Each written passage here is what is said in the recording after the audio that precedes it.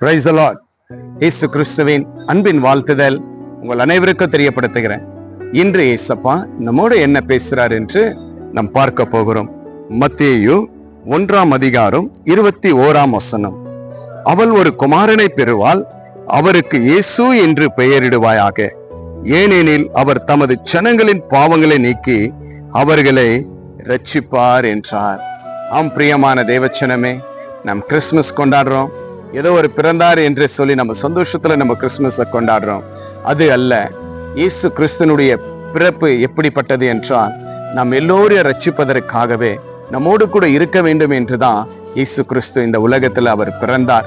அவர் ஒரு தேவனாய் காணப்பட்டாலும், ஒரு பரிசுத்தராய் காணப்பட்டாலும், நமக்காக வைத்திருக்கிற அந்த அன்பை அவர் இந்த பிறப்பிலும் அந்த சிலுவையிலும் நம்மிடத்தில் காட்டிய அன்பு உயர்ந்த அன்பாய் காணப்படுகிறதா இருக்கிறது.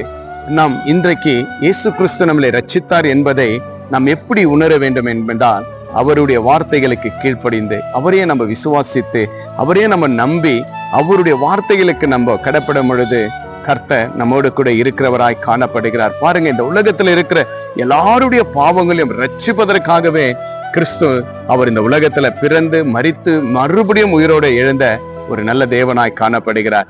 இன்றைக்கு இயேசு கிறிஸ்து விசுவாசிக்காத தேவ பிள்ளைகளே, இன்றைக்கு இயேசுவை விசுவாசிங்க. எனக்கு பிரியமான தேவச்சனமே, விசுவாசத்துல வாழ்ந்திருக்கிற தேவ பிள்ளைகளை, கர்த்தர் உங்களுக்காக கொடுத்திருக்கிற அந்த ரட்சிப்பை விட்டு விடாதபடி ஆண்டவரை விசுவாசிங்க. தேவனுடைய வார்த்தை அநேகருக்கு சொல்லுங்க. அந்த ரட்சிப்பின் சுவிசேஷத்தை அநேகருக்கு நீங்க சொல்லும் பொழுது தேவன் உங்கள் பட்சத்தில் இருக்கிறவராய் காணப்படுகிறார்.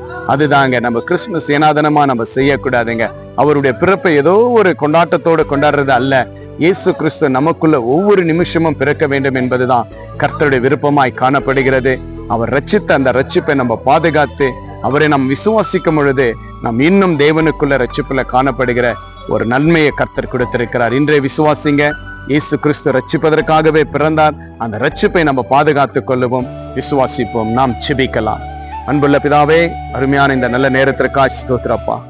ஆண்டவரே, இயேசு என்று பெயரிடுவாயாக என்று சொல்லி அப்பா, இந்த உலகத்தினுடைய பாவங்கள் எல்லாம் நான் ரட்சிப்பதற்காகவே பிறந்தேன் என்று சொல்லி அப்பா, உங்களுடைய பிள்ளைகளுக்கு ஒரு நல்ல அன்பை கொடுத்த தயவுக்காய் ஸ்தோத்திரப்பா.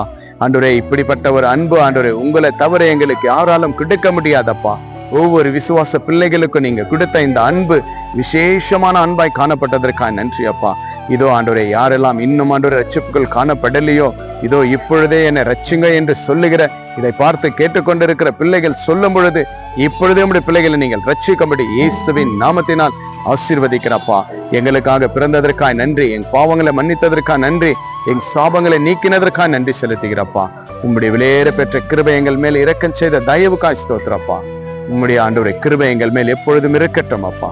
இதை பார்த்து கேட்கிற ஒவ்வொரு பிள்ளைகள் மேலும் உடைய ஆசீர்வாதத்தை வைக்கிறேன். உம்முடைய பிறந்த நாள் ஒரு ரட்சிப்பாக காணப்படட்டும் ஒவ்வொரு நிமிஷமும் ஆண்டவரே. அப்படியா செய்கிற தயவுக்காய் ஸ்தோத்திரம். இயேசுவின் நாமத்தினால் ஜெபிக்கிறேன் நல்ல பிதாவே, ஆமேன், ஆமேன். விசுவாசிங்க. இயேசு ரட்சிப்பதற்காக பிறந்தார். நம்புங்க. இந்த ஆண்டவர் செய்த நன்மைகளை கமெண்ட் பண்ணுங்க, உங்க ஃப்ரெண்ட்ஸுங்களுக்கு ஷேர் பண்ணுங்க. Jesus with you. Jesus loves you. God bless you.